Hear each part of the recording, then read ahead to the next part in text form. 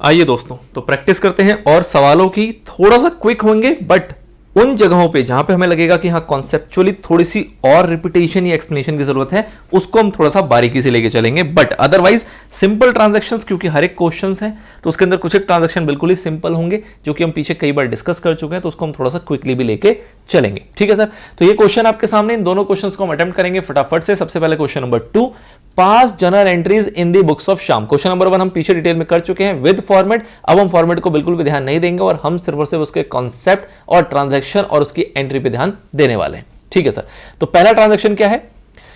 दिसंबर 1 2024 के अंदर sold goods to Amar of the list price 50,000 less 15% trade discount. 50,000 का list price था, 15% का ट्रेड डिस्काउंट देते हुए हमने गुड्स को सोल्ड कर दिया।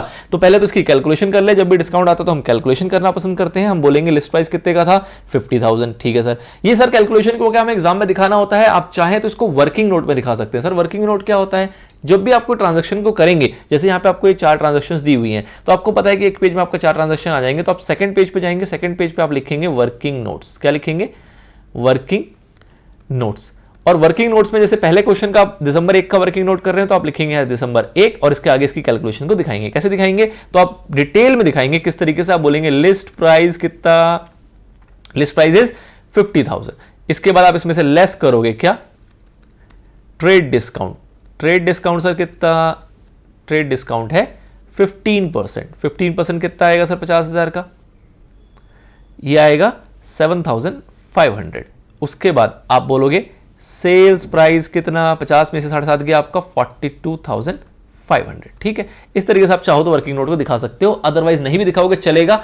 जहां पे थोड़ी सी ज्यादा वर्किंग कर रहे हो, जहां पे ज्यादा कैलकुलेशन कर रहे हो, उसको सेफर साइड में हमें दिखा देना चाहिए। सामने वाला इंसान उसकी अच्छी वेटेज देता है और आपके नंबर काटने के चांसेस उसके पास नहीं होते, मतलब कोई स्कोप नहीं बचता कि नंबर किस चीज पे काटे। तो इसलिए हम आपको कहते हैं कि इस टाइप के वर्किंग नोट्स अगर आप ज्यादा कुछ अच्छे कर रहे हो, ये तो बहुत ही सिंपल था, पर थोड़ी सी ज्यादा आपकी वर्किंग अगर आपको करने की जरूरत पड़ रही है, जैसे कि आप देखेंगे इसके अंदर, तो उस टाइप की वर्किंग नोट को आप फेयर करके दिखाएं। कैलकुलेशन ही दिखानी है, बट उसको फेयर दिखाएं और अपने फेयर नोट के अंदर दिखाएं, अपने एग्जाम पेपर पे दिखाएं, ताकि अगर एग्जामिनर थोड़ा सा खड़ूस हो, नंबर काटने की सोच भी रहा हो, तो वो नहीं काट पाएगा। अदरवाइज मेनली इसके नंबर ज्यादा नहीं होते हैं, बट स्टिल सेफर साइड में आपको कैलकुलेशन जब करनी पड़ी रही है, तो क्यों ना उसको फेयर कर लें।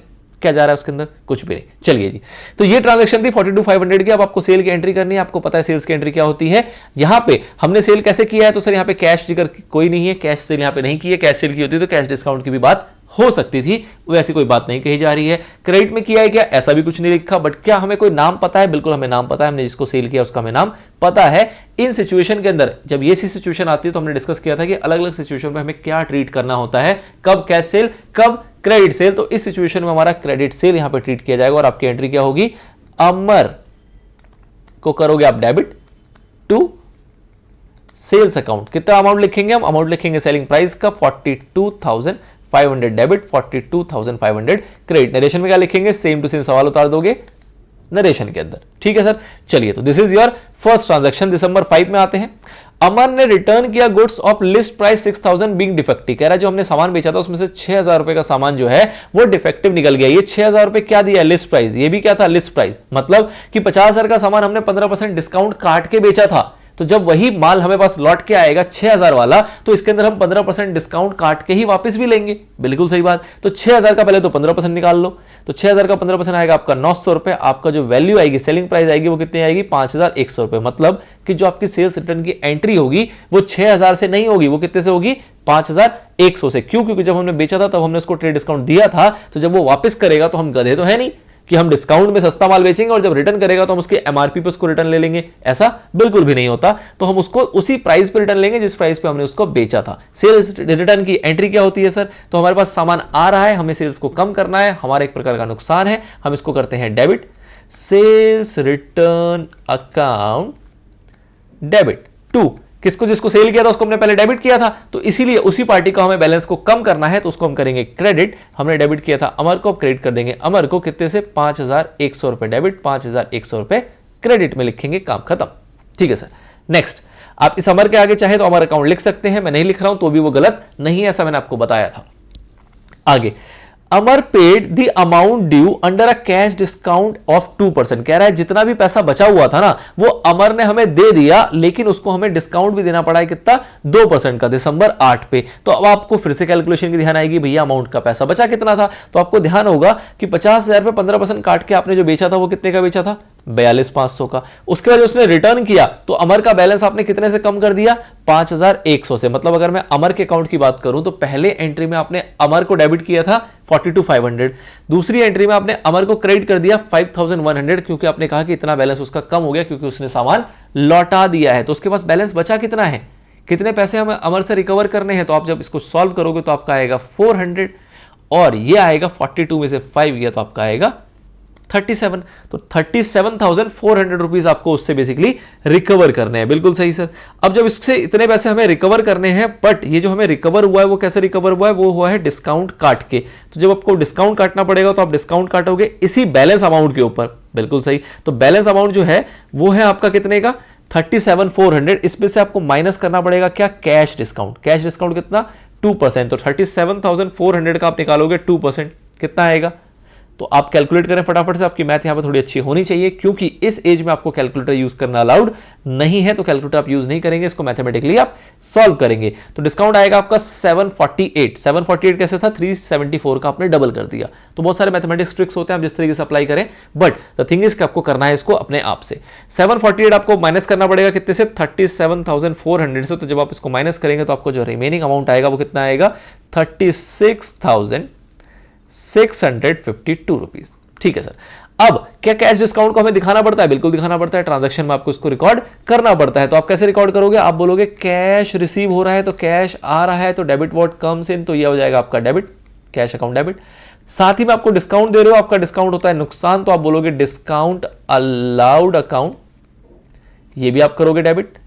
2, किससे पैसे मिल रहे हैं, किसके अकाउंट को आप सेटल कर रहे हो, तो अमर के आपके डेबिट में बैलेंस था 37,400 का, आपको उसको क्रेडिट करना पड़ेगा। तो आपके पास कैश रिसीव हुआ 36,652, नुकसान हुआ है आपको 742 का, और टोटल जो बैलेंस सेटल हो रहा है वो कितने का हो रहा है, 37,400। नरेशन में आप इसी क्वेश्चन को आप एज इट इज उतार देंगे। ठीक है। तो this is your third transaction जो कि हमने कैलकुलेशन करते हुए यहां पे देख लिया।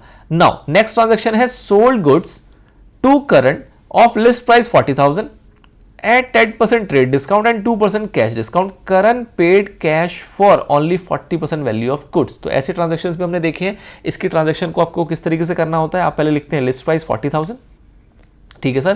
ट्रेड डिस्काउंट हम इसमें से 10% माइनस कर देंगे, कितना आएगा 4,000। ये तो पूरे से माइनस हो गया, कितना बचा 36,000। अब हमने कहा 2% का कैश डिस्काउंट भी है, लेकिन क्या 2% माइनस कर दें, बिल्कुल भी नहीं। हमें चेक करना पड़ेगा क्या कैश मिला है, जितना कैश मिलेगा उस पर तो कैश डिस्काउंट मिलेगा।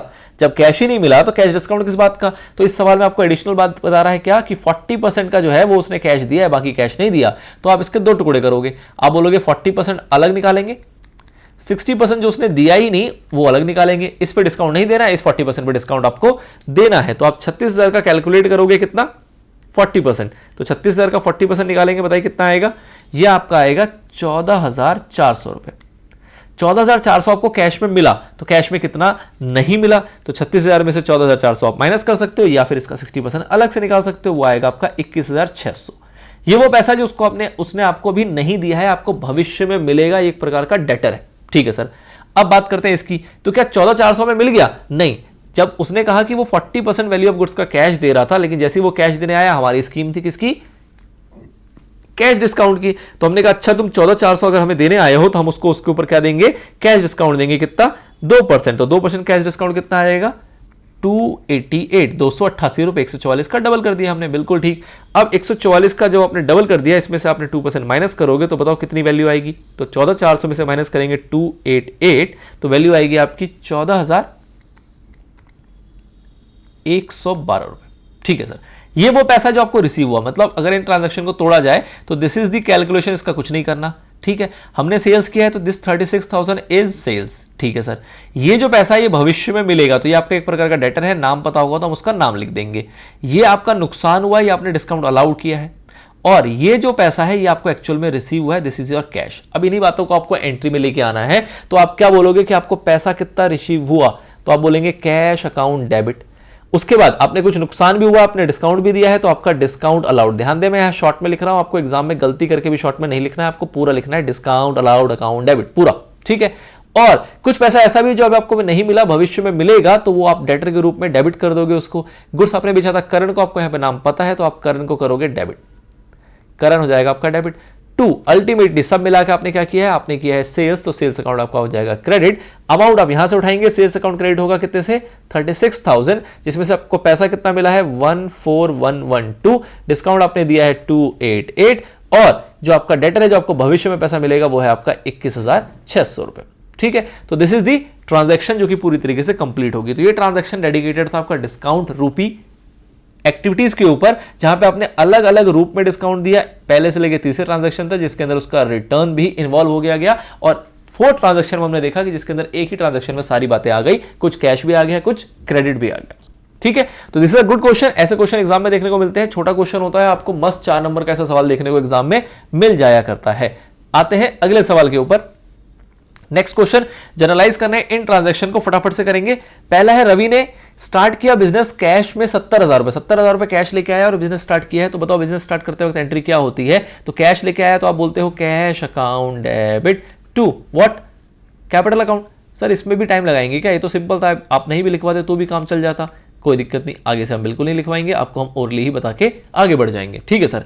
Paid salary to Hari an employee 7,000 रुपए, आपने हरी को सैलरी दी है 7,000 रुपए की। जब भी हम किसी व्यक्ति को सैलरी देते हैं तो उसके नाम से मतलब नहीं होता, मतलब कि कभी भी कोई खर्चा हो और उस सवाल के अंदर अगर आपको नाम भी दिया हो तो ये नाम आपको गुमराह करने के लिए दिया होता है कि आप ये ना लिख दो हरी अकाउंट डेबिट टू कैश, आप गलती से भी ये ना लिख दो हरी अकाउंट डेबिट टू कैश। जब आपको पता है कि वो एक एक्सपेंस है और एक्सपेंस क्या है वो भी आपको पता है, तो आप उस एक्सपेंस को ही क्या करते हो, डेबिट। जैसे कि हम यहां करेंगे salary account debit, debit all the expenses and losses to क्या जा रहा है आपके पास से, आपके पास से जा रहा है कैश, तो कैश अकाउंट आपका क्रेडिट हो जाएगा। अमाउंट कितना आएगा 7,000 रुपीज, ठीक है सर। अगला, paid rent to mister Lokesh, landlord है 10,000 रुपए। अगेन सेम गुमराह करने वाली बात है, आपको नाम दे दिया गया लेकिन आपको खर्चा पता है। जब भी खर्चा पता होगा, नाम है या उसकी क्या पोस्ट है वो आपके लिए इररेलेवेंट हो जाती है या आपको कंफ्यूज करने के लिए दी जाती है। तो यहां पे आप सिंपली रेंट पे कर रहे हो तो आप क्या बोलोगे, rent account debit to cash. कितना रेंट दिया आपने 10,000, तो 10,000 से डेबिट, 10,000 से आपका क्रेडिट हो जाएगा कैश, ठीक है सर। अगला, पेड ऑफिस एक्सपेंस 15,000 का आपने ऑफिस एक्सपेंस पे किया है, तो ऑफिस एक्सपेंस आपने पे किया तो एंट्री क्या होगी, ये भी एक खर्चा है, same to same entry, office expense account debit to cash account. कितना पैसा 15,000 रुपए, बिल्कुल सिंपल सर, सारे खर्चे सारी एक जैसी एंट्री हो रही है। अगला, विड्रॉ फ्रॉम बैंक, बैंक से आपने पैसे निकाले हैं 8,000 रुपए, ये नहीं कह रहा है पर्सनल यूज के लिए, तो बैंक से जब आप पैसे निकालोगे तो आपके पास कैश आएगा, तो कैश अकाउंट डेबिट, और बैंक आपका गिवर है, बैंक से आपका पैसा जा रहा है तो बैंक अकाउंट क्या हो जाएगा क्रेडिट। कितने से 8,000 से डेबिट और 8,000 से क्रेडिट। अगला, withdraw from bank for office use, अब यहां पे कुछ बताया ही नहीं था तो हमने मानेंगे क्या, जब कुछ नहीं बताएगा तो क्या मानोगे ऑफिस यूज। यहां पे वो अलग से चीख के बता रहा है ऑफिस यूज, तो मान ही लेंगे ऑफिस यूज, तो कोई दिक्कत नहीं है, सेम ट्रांजैक्शन सेम एंट्री होगी। ये कितने से हो जाएगी, ये हो जाएगी आपके 6,000 रुपए से, तो आई डोंट थिंक सो दोबारा इसको लिखने की आवश्यकता है। अगला कह रहा है आपने बैंक से पैसे निकाले लेकिन पर्सनल यूज के लिए निकाले, जब आप पर्सनल यूज के लिए निकालते हो तो वो क्या हो जाता है आपका ड्रॉइंग, तो आप क्या बोलोगे ड्रॉइंग अकाउंट डेबिट टू। बात तो वही है, बैंक से तो पैसे जा ही रहे हैं, बैंक तो आपका गिवर है ही यहां पे भी, तो बैंक आपका हो जाएगा क्रेडिट कितने से 5,000 रुपए से। बट ये आपका कैश आपके पास नहीं आ रहा है, ये क्या है एक प्रकार का ड्राइंग है, ड्राइंग में आप इसको डेबिट कर देंगे। Now, paid rent to landlady by cheque 12,000 रुपए, अब आपने यहां लैंड लॉर्ड को पे किया, यहां कह रहा है लैंड लेडी को पे करे, हम चाहे जिस मर्जी को पे करें कोई फर्क नहीं पड़ता, हमें पता है एक प्रकार का खर्चा है और खर्चा है तो खर्चे में ही आएगा, रेंट अकाउंट आपका डेबिट हो जाएगा। बस यहां पे खास क्या है कि यहां पे आपको जब कुछ नहीं लिखा होता तो हम मानते हैं कि कैश में पे किया गया होगा, यहां पे आपको अलग से बता रहा है कि आपने चेक से पे किया है तो आपका क्रेडिट क्या होगा, कैश ना होते हुए बैंक क्रेडिट हो जाएगा, क्योंकि बैंकर के थ्रू इसकी पेमेंट होगी क्योंकि आपने उसको चेक पकड़ाया है। कितना अमाउंट 12,000 डेबिट 12,000 क्रेडिट। अगला है bank charge for its services 800 rupees, bank ने चार्ज किया है, बैंक ने चार्जेस काटे हैं, तो ये आपका एक प्रकार का नुकसान है, खर्चा है। जब बैंक चार्जेस काटता है तो आप उसको क्या बोलते हो, ये आपका नुकसान है, तो